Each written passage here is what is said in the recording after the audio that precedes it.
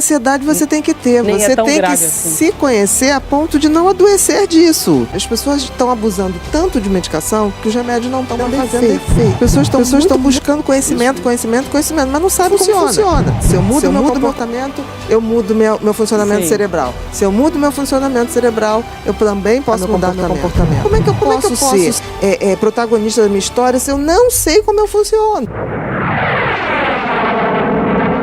Todo mundo fala muito de estresse, todo mundo fala muito de medo, todo mundo fala de ansiedade, mas não diferencia.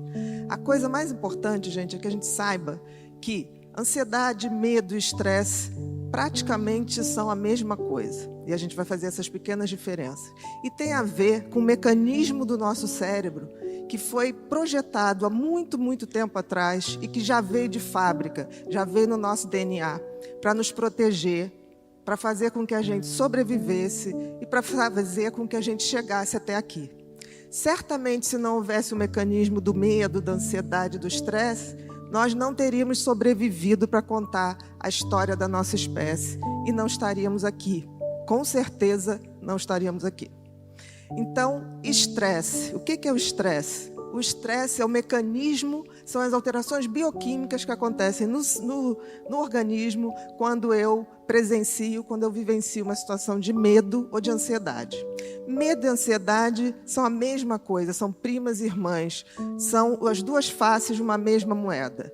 A diferença é que o medo eu tenho exatamente o que me causa essa reação de fugir ou de lutar. Por exemplo, os homens primitivos tinham medo de animais maiores e que eles tinham que sair para a caça. Então, isso é medo. Ansiedade já é um medo subjetivo, não é algo que eu diga, eu tenho medo disso.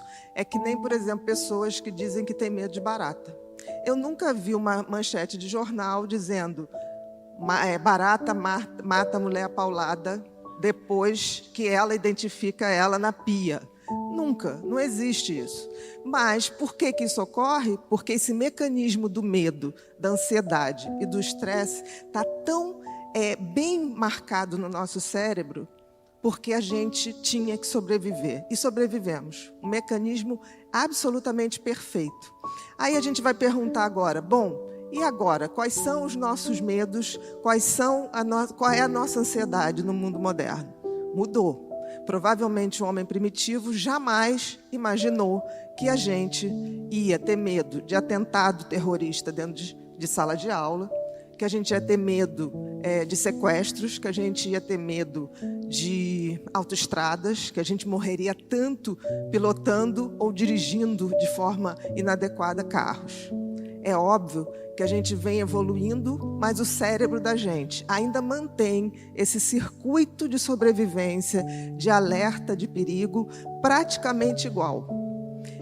E o que mudou então? Porque vocês vão dizer assim, o homem primitivo, ele precisava caçar, ele precisava arrumar um lugar para se abrigar, ele precisava pegar um animal para pegar sua pele, para se vestir, ele precisava de muitas coisas. Hoje, praticamente, nós não temos gasto energético em sobrevivermos em termos de comida, em termos de abrigo, em termos de alimentação. Eu nunca vi ninguém no supermercado matar uma galinha, levar para casa para poder preparar. Ela já está lá fatiadinha, né, para que a gente tenha esse conforto. E por que, então, que a gente vive adoecendo de tanto estresse, de tanto transtorno de ansiedade, como pânico, como toque, né, como ansiedade generalizada? O que aconteceu? Se o nosso mecanismo de alerta, que era tão preciso para quando éramos homens muito primitivos, lá no período paleolítico, neolítico, o que aconteceu se hoje a gente não tem tantas ameaças? Uma coisa aconteceu. O cérebro da gente ganhou um novo designer totalmente revolucionário. A gente tinha um cérebro, se a gente for lembrar dos macacos, com um lobo frontal, que é a testa, bem estreitinho. E hoje a gente tem um cérebro com uma testa um pouco mais alongada e o lobo frontal cresceu e cresceu muito, mas ele cresceu para dentro. Ele se curvou e entrou por dentro do nosso olho. E isso é fantástico. O designer que nos projetou é um gênio, Por quê? Porque senão nós estaríamos na rua com cabeças de manga, com o lobo frontal para cima. Esse lobo frontal, gente, é o lobo da inteligência, né? Antes ele era menor, a gente vivia muito mais instintivamente. A gente vivia de ver ou perceber perigos em todo lugar. A gente vivia em função dos nossos sentidos e dos nossos sentimentos. Com a evolução do lobo frontal, nós passamos a viver muito mais do nosso raciocínio, da nossa cognição, da nossa inteligência.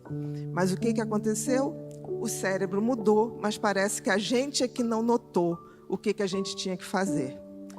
Qual era o sentido da vida para um homem primitivo? Sobreviver.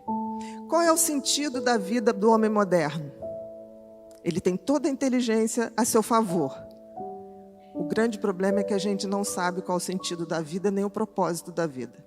O sentido da vida, seja quem for, para qualquer um de nós, é usar nossos talentos, nosso dom, e fazer isso para sermos pessoas melhores para nós e para os outros também. E o propósito é compartilhar isso com o máximo de pessoas. Então, o propósito da nossa vida é dar sentido a ela. E nós não temos feito isso.